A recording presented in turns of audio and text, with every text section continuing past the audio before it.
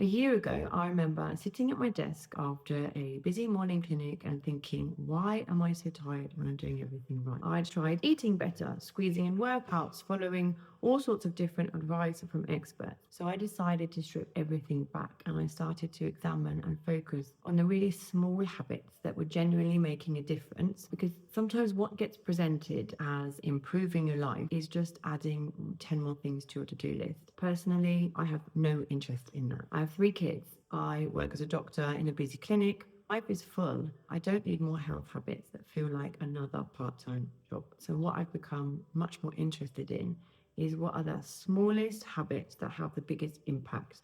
20% of the things will give you 80% of the output. This is not a dramatic overnight transformation video. This is a real video that will hopefully inspire you to try some different things that will give you more energy, help you to sleep better, feel better in your body, make better decisions, and will not take loads of effort. Basically, I want habits that reduce friction, not adding loads of extra admin in the name of health, things that fit into real life and will also help me build on this stage of life to make sure that the next stage of long life is as good as possible. And once I started looking at things through that lens, I realized there's actually quite a few little habits I've been doing over time that were doing exactly that. Some of them are really simple. Some of them surprised me. One of them actually got rid of a pain that I'd just considered to be normal for many years. And they all had a much bigger effects on my day-to-day life than I expected without adding more stress. So in this video, I want to talk about the 10 micro habits that are making midlife better for me. Not because I think you need to do the same, but because sometimes hearing other people's small shifts helps you to spot your own, and it might inspire you and help to make your midlife better as well. As always, I'll put timestamps below in case you like to jump around the video, and let's get to it. There's a very particular type of tiredness that I think a lot of women in this stage of life will know very well. It's not that kind of tiredness where you just need to lie down or a bit more sleep. It's that kind of tiredness where you have to do everything and you feel like the world is on top of you and you have a pressure because you have to speak properly, you have to show up, you have to remember all the tiny little decisions. But inside, you just feel a bit flat, a bit less sharp, like your brain is not keeping up with you. If you're suffering from brain fog, I actually have a whole video on that that I will link somewhere around here. But this small habit was something that I initially just tried for an experiment for a couple of months because I was looking for something to support my mental slowness, the brain fog. Something very simple, low effort that didn't require me to reinvent my life. And the habit that I ended up including was creatine, which I used to think was just for bodybuilders, or maybe was something that a lot of people were talking about that didn't have any evidence base behind it.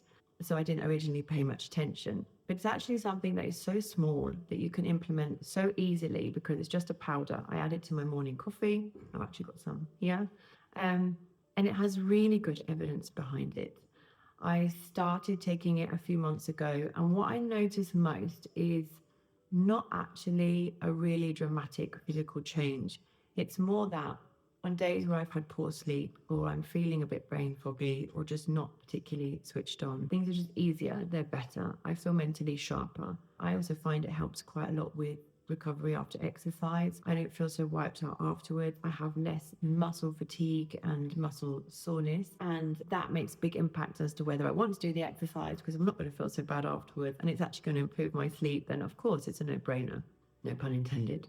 It also could not be lower friction. Like I mentioned, it's literally just a scoop of powder that you add to coffee. It takes seconds. It's not overcomplicated. It's not going to give you more stress. The other thing I love about it is it doesn't just make me feel good now, but it also has evidence that it supports brain health over the long term. And this is important for healthy aging, healthy brain aging, which is something I'm very interested in. It makes it just very relevant for midlife. Now, something to mention is that I do get dose-dependent side effects, and that affects how much I'm going to take. But overall, this tiny habit has quite a big payoff, and I think is one of the best ones for me anyway. So overall, this is just a tiny habit with a very noticeable effect. And I wanted to start with that one because he made me realize quite early on that sometimes the things that have the most dramatic improvements are the smallest changes. And the next one I want to talk about also had a huge difference because it fixed something really basic that I hadn't even considered would be a problem. For a while, I'd had this feeling that my body was a little bit more creaky, let's say. I had a knee pain that had just been niggling me since I'd been pregnant. Not really a major thing, not something I needed to see my doctor for. I hadn't sought physio, I wasn't taking painkillers. It was just a niggle and it was just always kind of there. And I just put it down to, my body, maybe aging, and I started to try to normalize that discomfort rather than focusing on it because I know that's very important for pain management. I thought this was just something that happened. But then I started to look into it a bit more and I started thinking about movement and the body as a whole, about alignment, strength, mobility, and the things that are going to support moving well into later life. And I realized that I'd been ignoring one of the most obvious potential causes of my joint pains, and that is my feet. Because for years, people like me have been wearing shoes that are too narrow, too rigid, shaped nothing like a normal foot, that don't let your feet move as they're supposed to do. They don't let your feet support your body. They're actually making the arches and all the muscles in your feet weaker rather than stronger. So I decided to switch to barefoot shoes, and I cannot look back. I do have quite wide feet, so I think probably my feet were more constricted than maybe someone who had narrow feet with normal shoes. But it has honestly been one of the most unexpectedly helpful things that I've done for my body. I now don't have any knee pain. I am walking around feeling the ground, feeling like my feet can spread properly, feeling like they can, support me, that I can actually move in the way that I'm supposed to move. And of course, this makes complete sense when you think about it because your feet are your base. If they are compressed, weak, and not moving properly, everything else above them that is connected has to compensate. And that will show up in knee pain, hip pain, back pain. And not only that, it's also important for longer term health because people often talk about longevity in terms of supplements, in terms of brain training, gaining muscle mass. But mobility is important too, because what might kill you when you're 70 is having a fall, breaking your hip. Then you have something like a 30% mortality rate for that year. How can you reduce your risk of falls? It's not just muscle mass, it's also balance, it's also proprioception. Proprioception is your body literally sensing. If you're not feeling the ground, you can't sense the ground. So essentially, if your feet aren't functioning well, that's going to have consequences beyond your comfort. So this is one of those habits that, again, has had an improvement on my current well-being, but also hopefully will have big gains in the long term as well.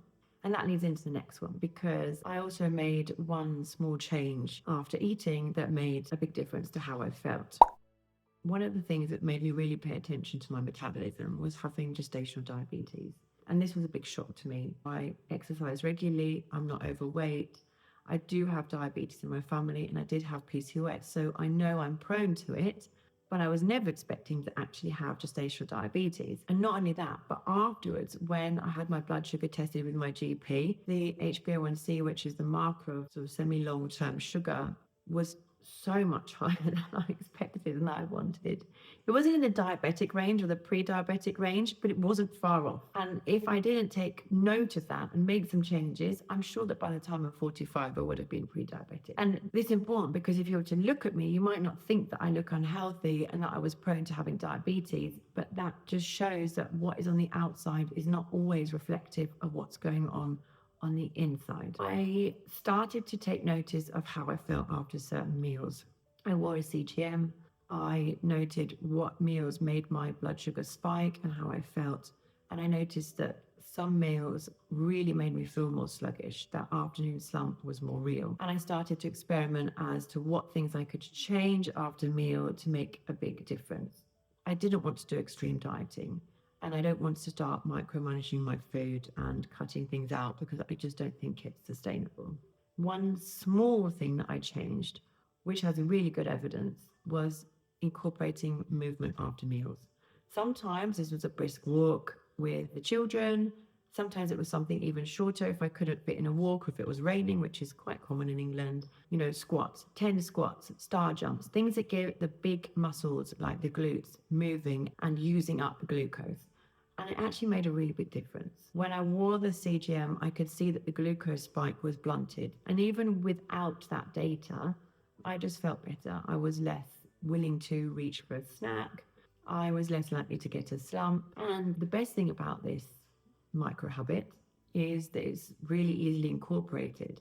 I'm not asking you to go for a 5 mile run. This is just doing some squats at your desk or, in your kitchen after you've eaten. And because it's so small, I think it definitely earns its place in this list. Another thing that kind of goes alongside that is a big change that I made actually. Although now it's incorporated, it's easy to carry on with. For years and years, I skipped breakfast, probably for over a decade. And at the time, that suited me. I didn't feel hungry in the morning, I didn't feel like eating, and I didn't particularly miss it. But one of the things that I've noticed as I've gone through to this stage of midlife is that what worked for me when I was in my 20s and early 30s is not necessarily what's working for me going on into my 40s. I have to be much more careful of my sleep. I have to be much more careful of my metabolism. And I started noticing that if I left much of my nutrition until later in the day, everything got harder. By the evening time, I was suffering more from decision fatigue and I would make poor decisions regarding food, snacking more, being more prone to choosing dessert, and being disciplined around food became much less realistic. So instead of trying to fight that, I just changed the structure. The thing I changed was front loading my calories earlier in the day. So now I try to eat a proper breakfast. I try to eat a proper lunch. And most of the time, I will have my dinner with my children around 5 o'clock, and then I won't eat anything for the rest of the evening. It's much easier for me to find a breakfast that's actually got a lot of protein, a lot of fiber, and nourishing, and a lunch that is also substantial. For me, that sometimes looks like a big yogurt bowl with berries and my homemade granola, which has no sugar in it, or porridge with all of the added bits on top. It's really nutritious, it's really filling, and I have the time to do it. And what I've noticed is that when I do this, I have more stable energy throughout the day. By the evening, I'm not trying to nutritionally rescue my day and also try to fight my wish to eat chocolate and sweets and all of those things when I'm already mentally depleted. This shift has made it much easier for me to be good later on because I've just made a choice to not eat anything. And therefore, I'm not trying to make better decisions when I don't have that much mental capacity left.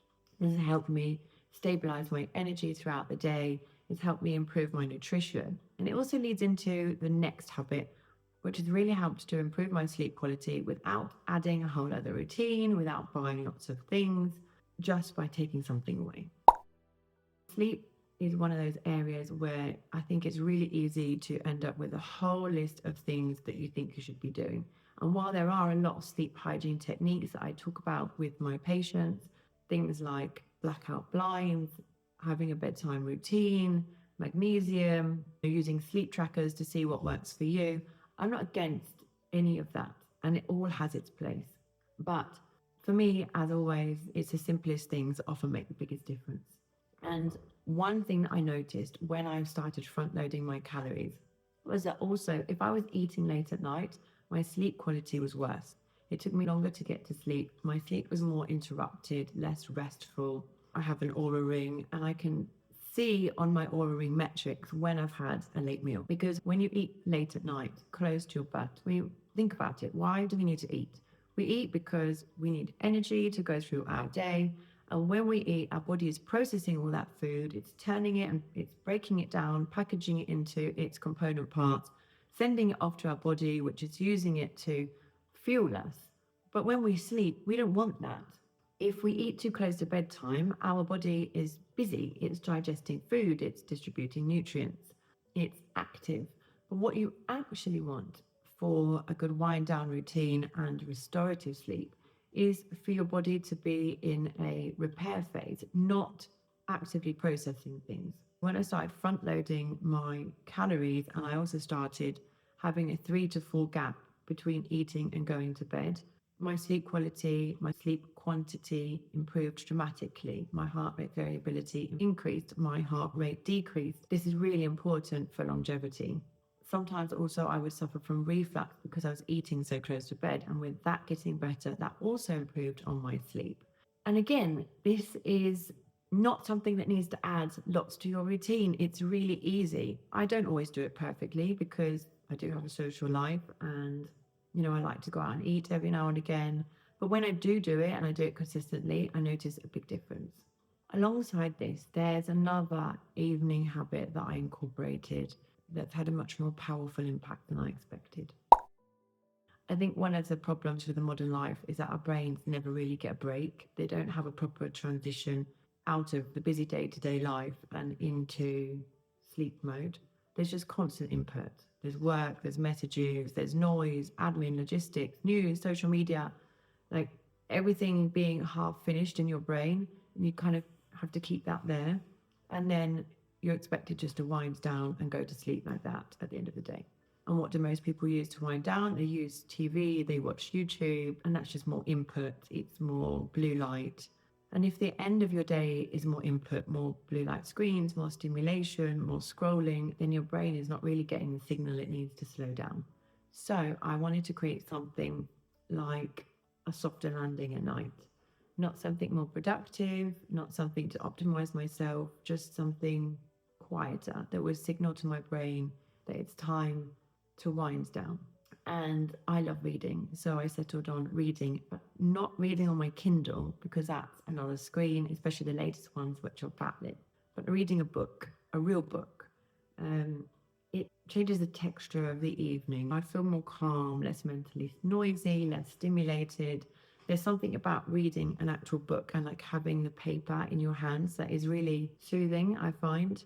Sometimes I read fiction, sometimes I read non-fiction. It really depends. But it's that immersive feeling of reading a real book and having that signal to calm down. And once I fixed my sleep with these small habits or maybe removals of things that made it all better, I then tried to focus on movement and the consistency around that. I think a lot of women, particularly in my generation, absorbed some quite unhelpful messages about exercise. We grew up with Kate Moss in the Calvin Klein advert and the idea of just being skinny. And a lot of that was tied up with doing more cardio, eating less, skipping breakfast, like I mentioned before. And I honestly carried a lot of that for years. I was running, I was underfueling myself, I was choosing exercise based on what I thought I should do rather than what felt good for my body and I actually enjoyed. When I changed this whole mindset around exercise and physical movement, exercise stopped feeling like a chore or a punishment, like an act of self discipline I had to do. And it started being something that I enjoyed and supported me. And that meant that it was no longer a task that I had to do for my longevity. It was more something that I was doing and I was choosing because I genuinely enjoyed movement. For me, that has looked like adding in reformer Pilates and yoga because those are things I actually want to go and do. They make me feel better afterwards. They support my well-being rather than draining it. And I know that a lot of people will tell you you have to be strength training this number of times a week and you have to be doing zone 2 training. And all of that is great if you can do that. And I would like to add more of those things in. But I think the biggest benefit that you will get is going from zero to something. So if you're struggling to add in all the things that people tell you to do, just find something that you enjoy. This has been honestly a game changer for me because I look forward to doing it. I want to do it. And that is so important. The other thing that's I think really important that I'm increasingly interested in is trying to incorporate movement with being social because then you get not only the benefit of the exercise, but also the benefit of the social connection and the enjoyment. And this is one of the secrets, I think, with exercise in midlife. It's not about finding something that is the perfect program that you'll see people telling you what to do. It's finding something that you actually enjoy and so that you will continue it. Because if you enjoy it, there's less friction. And if there's less friction, you're just more likely to do it more often. And that's what matters most, more than the theoretically optimal plan that you'll probably never stick to. Okay, next. I think one of the hardest parts of this stage of life is not necessarily one big thing, but it's all of the tiny number of small things that add up over time. It's all the tabs that are open in your brain. There's the things for work, there's the things for childcare, there's the things you need to remember to buy from the shop, something that has to be done for the house, someone you need to reply to on WhatsApp. And if you're not careful, you end up in this state where you're constantly switching between tasks, nothing is ever properly finished, and that constant switching leads to complete overwhelm. I definitely felt like I would get to the end of the day and still feel like nothing was properly finished, that I was not really achieving anything, even though I was doing everything. So I started trying to reduce the constant switching between things that I had to do. And one of the ways I did this was by just batching all of the similar tasks together. So if I'm doing admin, I do admin. If I'm working on my YouTube channel and writing a script, I'm writing a script. My phone is out of the way, everything is on silent, and I'm just focusing on it. If I'm dealing with the house, I do the house. Regarding the house, I know people will tell you to do one load of laundry a day. Actually, I find it much easier to batch everything together so that I'm not constantly thinking, I have to be doing that today, I have to be doing that today, but just get everything done at once. This is a much more efficient way of doing it. And I find it really reduced my cognitive overwhelm when trying to remember what to do. It sounds really obvious, but it's amazing how much mental energy gets wasted when you're shifting gears. Batching everything together has made me feel less scattered, more effective. It's lowered the sense of background noise and overwhelm by a significant amount. And for number 9, the thing that I used to think I was really good at, and probably I was, but actually now in this phase of life with everything that's going on, it just actually makes things harder. Because I used to think that multitasking was a skill. And I guess it probably is. Being able to cope with multiple different things at once, being able to do them all effectively, being efficient in doing them. But now it mostly just makes me feel really fragmented and stressed out, because you can half remember to do a lot of things at once, but there's a cost to that because your attention ends up getting split, things take longer, your brain exists in a more switched on, agitated space when nothing feels like it's completely completed. So actually now one of the habits that I've started incorporating is not multitasking, but single tasking. I guess it kind of like batching in a way, but more of a focus thing. So it's just doing one thing at a time. I'm not cooking and trying to read something and trying to pay attention to the children. I'm cooking. If I'm with my children, I'm spending time with my children. I'm not also on my phone scrolling something.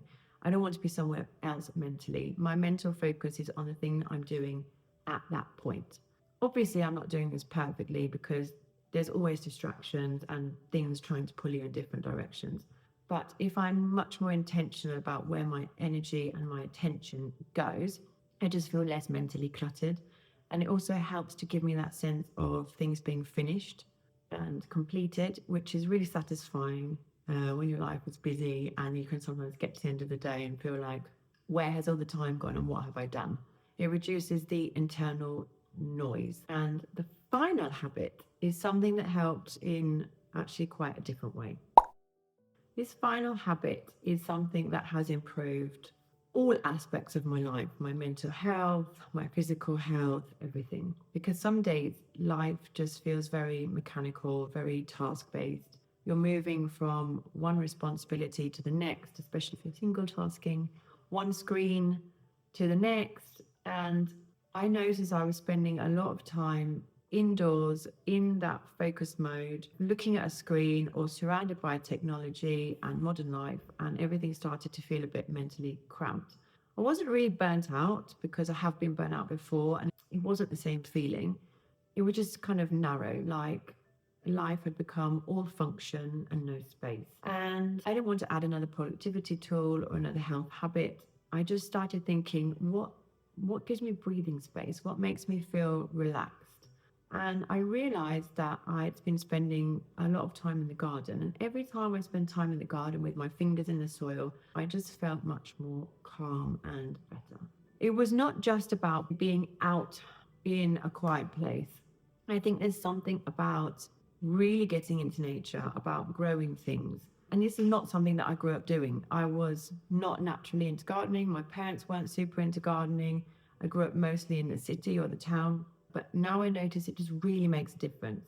When I've been outside and I've spent time in nature, my mind is clearer. I sleep better. I have more patience. I'm more present and generally just more like myself.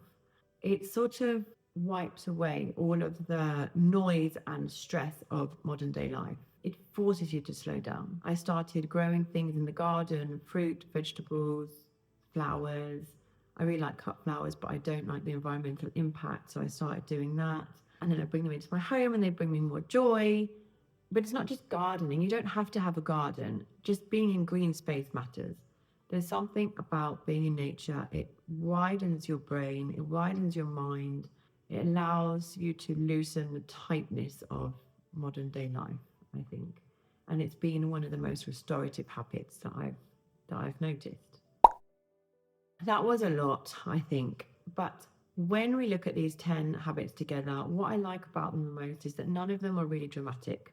They're not flashy, they're not extreme, they're not the kind of habits that look impressive on social media and actually end up causing you a lot more overwhelm and expense. But they will make you healthier, they will make you happier, they will hopefully also support my health and happiness and well-being into later life and not just in midlife, supporting energy, sleep, movement, metabolism without demanding huge amounts of effort or time. And for me, that's what midlife health really should look like. It's not a total transformation. It's not turning your health into a full time hobby or another part time job. It's small, smart, sustainable things that help your life feel better now and also invest in future you. And that's enough. If you liked this video, I would really love to know in the comments which of these resonated with you, which you might be trying. If you found one thing useful, maybe consider giving me a like. If you found two things useful, please consider subscribing so you can follow along. Because if you enjoy this kind of practical, evidence-based, holistic, realistic approach to midlife, then that's what I do here. And I'll see you in the next one.